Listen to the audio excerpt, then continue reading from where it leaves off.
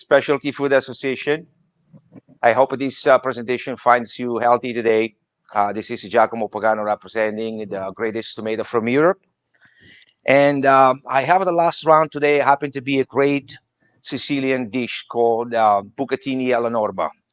Basically, with a good quality tomato, eggplant, and ricotta salata. Before we get to that point, or before we start cooking anything, I'd like to ask you what makes the greatest tomato from Europe a good product, or why is the greatest tomato from Europe a great product? So one of my answer is has to do with the weather, with the soil, and the traditional way of artisan method of packaging. So we don't like to put additives inside. We like to pick the fruit at the ripest and then process like in a minimum time. That's pretty much it. Now, when we selected the product, since there is so many tomatoes and product on the market, what are the qualities we look for? So I like to start with a clean label. I like to read that it's got no sodium, it's got no additives like a calcium chloride and citric acid, or packed in a juice, which is a bunch of water they're sitting. So those are the things that I look for. I want to make sure that the product it's naturally, it has an original um, origin of whether it's from Italy, whether it's in a different part of Europe, but that's where the authentication is. So um, before we're gonna get started, I've got all my mise en place on the table. I've got my water boiling over here, and I like to put it together this dish and wrap it up for the day. That's the last presentation. So I've got good quality oil over here, and I'm gonna start with that and follow up with some garlic. Here we go.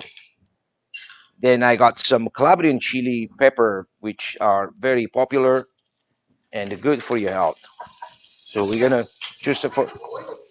I like extra virgin, preferably extra virgin. It's got a good aroma in there, so it's probably one of the best use for this. Then I got some fried eggplants, which they've been previously fried.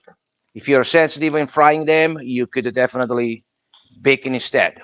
So I'm gonna toss that with the Calabrian chili pepper and garlic. Give it a quick toast over here, and let it get it flavored with the rest of the ingredients.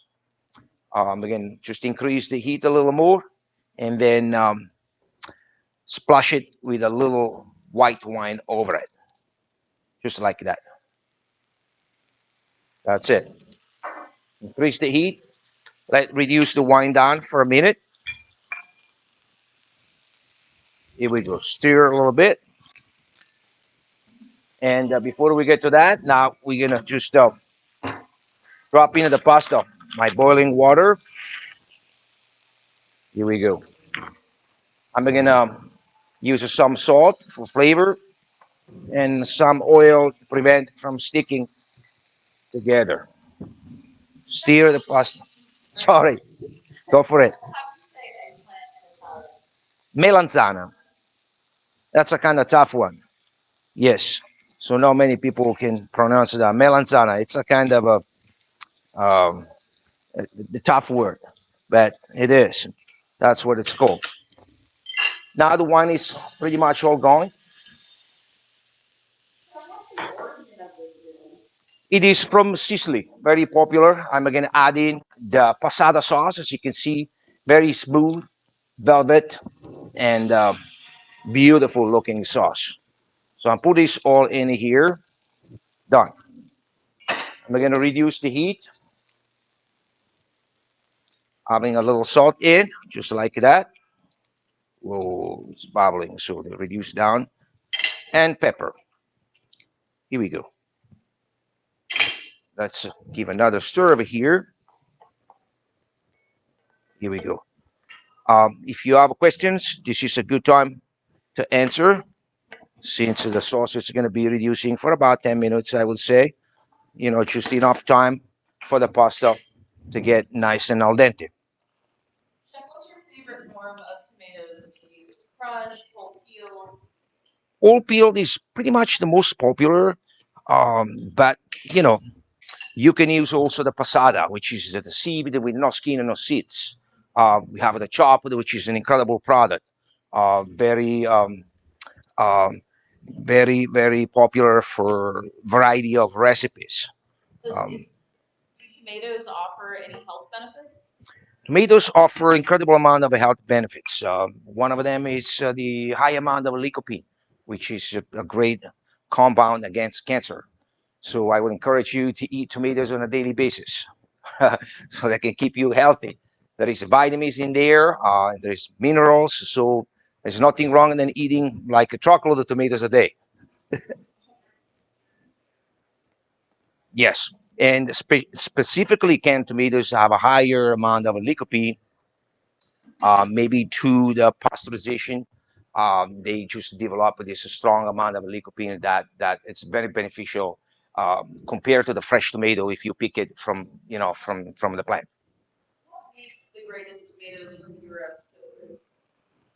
It's the combination of soil, volcanic soil, have a tremendous amount of nutrients that makes this product really special. The right amount of weather wise also contributed to another part of that to make this product really like sweet and good. So, and the artisan way of packing it is a major thing because when we pick it to the ripest point in the process, like in a matter of hours, and then it's just cooking at a high temperature in a very short amount of time.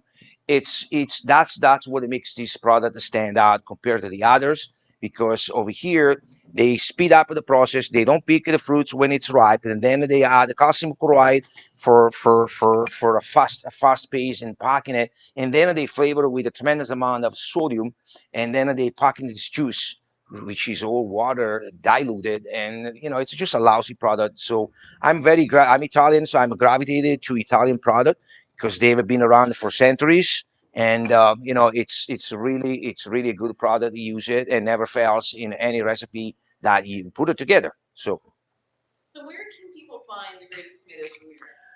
we've got a website. Excuse me, the spice. I got my water, I hope.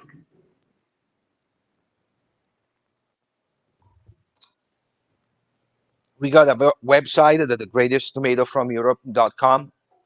They've got an application there that I encourage you to download it for future references, so far as pulling out new recipes, um, try to find a product. Everything is listed there. So please log on the website at the greatest tomato from Europe.com and check it out. You'll be amazed at what they have to offer. Any other questions? The Bucatini are getting to the point. I'm going to try one. About a minute away or so. The sauce is reducing, which is a good thing. This is a fast dish. As you can see, barely took about 15 minutes to put it together. Also, I want to flavor it with a bit of ricotta cheese inside, and then the rest we're going to sprinkle over it, just like that. A little piece of a turned basil will not go wrong on this. It's a special cut that has a little hole inside.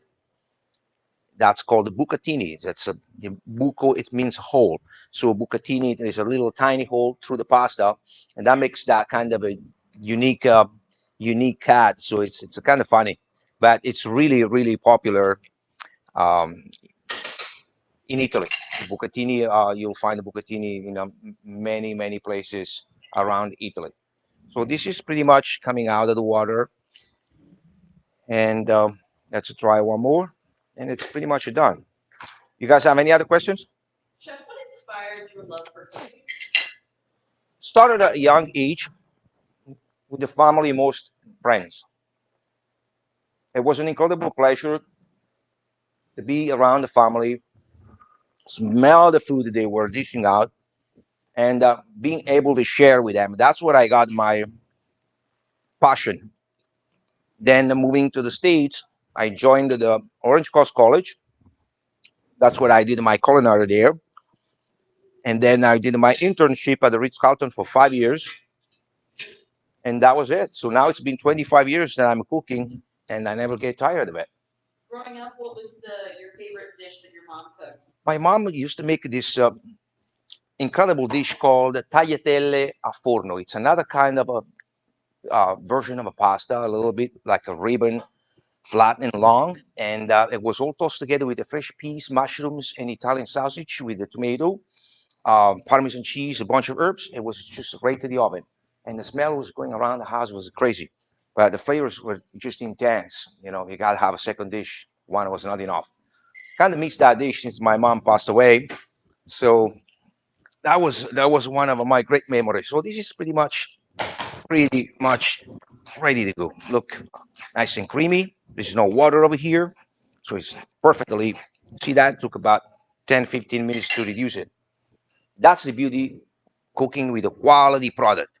If that was a lousy tomato packed in a juice, it would still be bubbling a lot of water around here. And if I dish there, you would see all the water coming around the rims. That's what it tells you. That's a product that too much liquid inside and not enough like body and flavors. So ready to plate the dish. I got my 4 dishes over here, garnished with sliced fried eggplant. Cannot go wrong with that. You gotta have your eggplants. And let's see what this look like in the final shot over here. Here we go. So we're gonna just twirl this around a little bit. Yeah, one more time. Whoa, that's a big portion. Yes, a little bit more. Here we go. Look at that. How cool is this? And whoa, it's gonna be some left over as well. Okay. Chef, if you could travel anywhere in the world right now, where would you go? If I could travel anywhere in the world right now, where would I go? I would go check out Greece. For some reason, I think it's so beautiful over there, and also the cuisine they offer.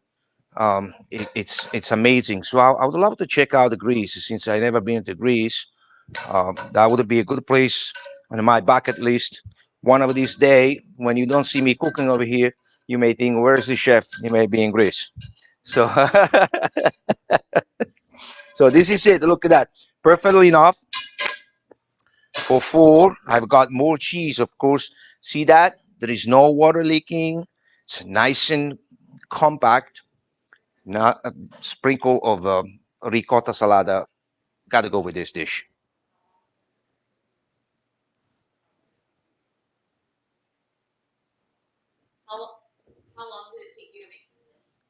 Barely 15 minutes. From the start to finish, I think it didn't take longer than 15 minutes. I'm going to garnish with a um, little basil leaf, and then I'm going to just turn some over as well. And this is pretty much for today. I'm incredibly happy that it's the last round, and we can have one more round tomorrow starting at 9 o'clock, and then at 11 o'clock and at 2 o'clock. So I encourage you to stay tuned. I thank you for watching. Uh, if you guys have any other questions, this is the perfect time to ask. Other than that, I'm going to grab my fork and make a dent into this. Cheers. Thanks for watching.